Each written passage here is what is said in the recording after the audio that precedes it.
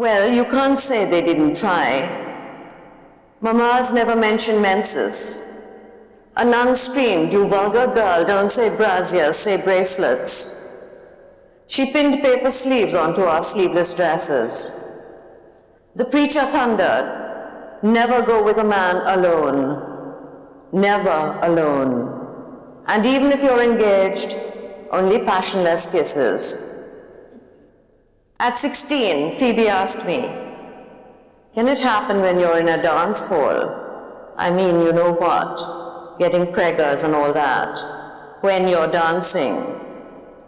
I, 16, assured her, "You could."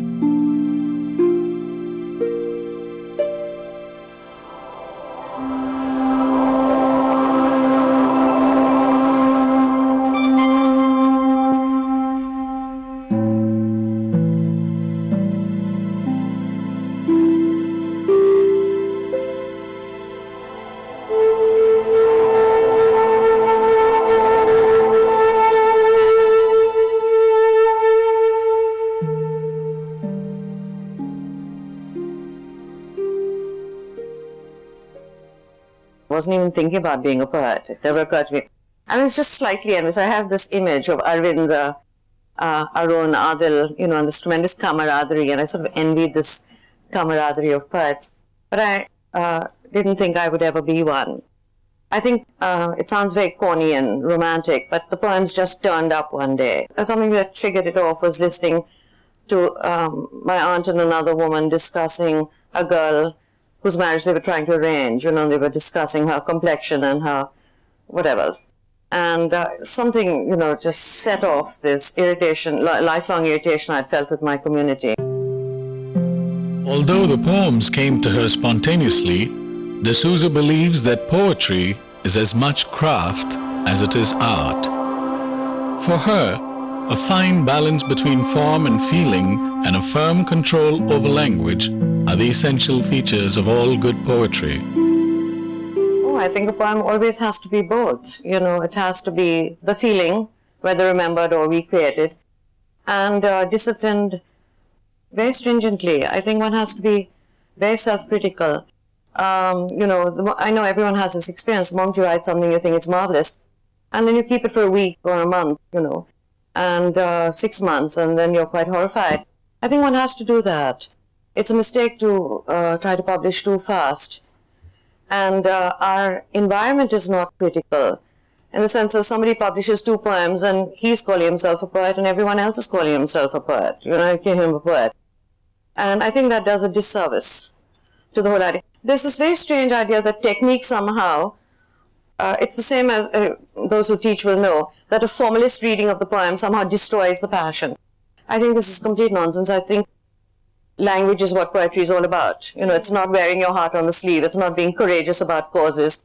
It's finally language. And I think if you forget that, you're not really a poet. The first book is far more overtly aggressive and violent. Fix is a very violent book.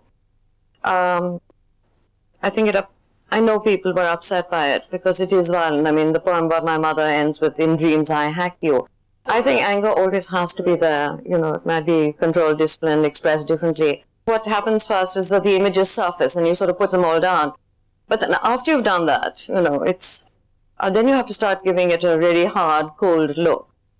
You know, and you'll find lines or images that could work better, or things you could cut out. I'm perpetually cutting out.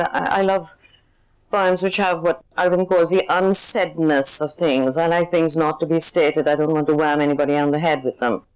So I prefer not, so I tend to cut, even from very short poems, tend to cut lines, you know, so that more is suggested and less is said. An acutely self-critical poet, D'Souza is far from apologetic about the confessional tone of her poems. Indeed, the personal, for her, is the authentic. Everybody's perpetually wanting to transcend the self instead of examine it, you know. Yeah.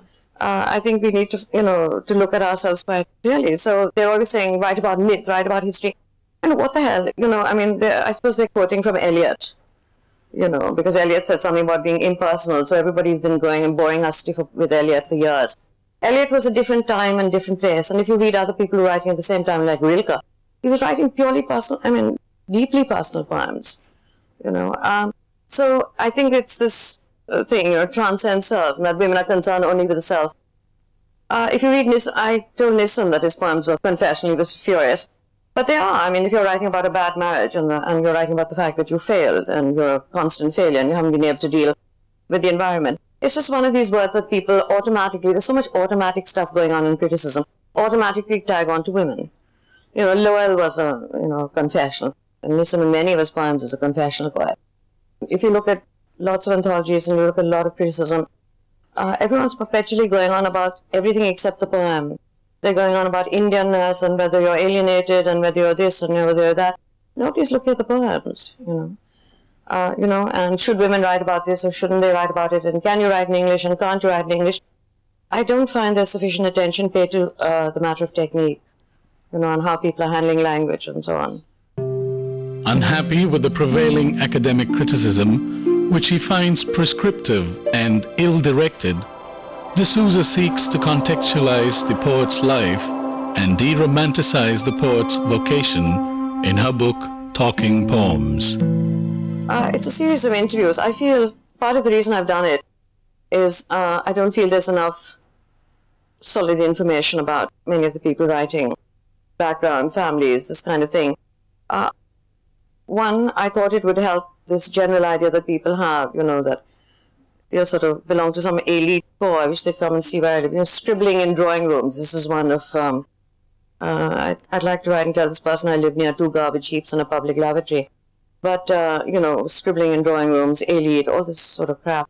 And to give a sense of, what is it like, to grow up as a particular person, whether it's Arvind or Keki or whatever, what are their lives all about? And in this situation, I do think that biography is important, for the person to get a sense.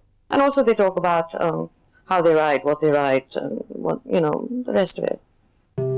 Besides being a poet and a critic, D'Souza is also the author of 4 books for children, and she finds children's writing a demanding genre. These were commissioned books. India Book House at that time in '69 was not interested in anything except what would sell, folk tales. It was interesting for me for 2 reasons. Because I did these 2 Birbal books plus folk tales from the Himalayas, from Gujarat, and so researching it in the Asiatic library among all those books that were falling apart. But stylistically, I found it demanding to write simple sentences without becoming banal, and also without talking down to the child. Not dear children kind of, tone which people assume the moment they're talking to a child as if they're morons, which they're not.